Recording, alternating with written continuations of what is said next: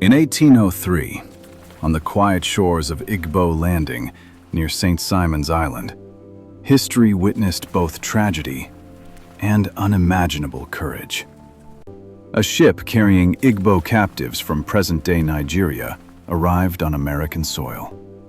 Torn from their homeland, separated from their families, forced into slavery. Among them was a 16-year-old girl named Adaeze. She was young, beautiful, but more than that, she carried dignity in her eyes. She had lost everything except her spirit. After surviving the horrors of Igbo Landing, Adaeze was sold and eventually taken far away to Texas. The land was dry, endless. Nothing like the green forests of home, she remembered. The plantation owner was harsh, cold, but his son was different. Thomas was 18. Handsome, yes, but it wasn't his face that made him stand out. It was the way he watched the world, as if he knew something about it was wrong. One evening, while Adaeze worked under the burning Texas sun, she hummed softly, an Igbo melody from her childhood. Thomas heard it. He had never heard anything so haunting, so beautiful. And in that moment, something shifted. At first, their conversations were small.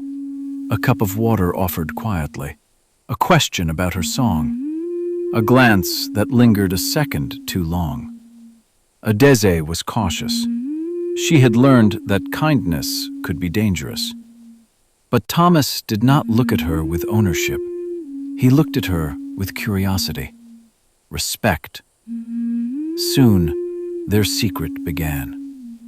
In hidden corners of the barn, beneath painted sunsets, Thomas taught her to read and write English.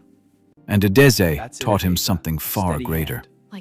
She taught him Igbo words, stories of her homeland, and the meaning of true freedom. But love in a world built on chains is never simple. You dare defy me? When Thomas's father Get out of discovered my their way! secret lessons, I own this rage place! filled the plantation You house. dare defy me? Threats were made, Get out of my way! punishments promised. I own this place! Everything could have ended there. But sometimes, love demands courage. When Thomas later gained legal power over part of the property, he made a choice that shocked everyone around him. He granted Adaeze her freedom papers. It was dangerous, scandalous, unforgivable in their society, but he did it anyway. Adaeze was free, not because someone saved her, but because her strength inspired change. Together, they left Texas, traveling north where abolitionist movements were growing stronger. They built a life not on ownership, but on equality.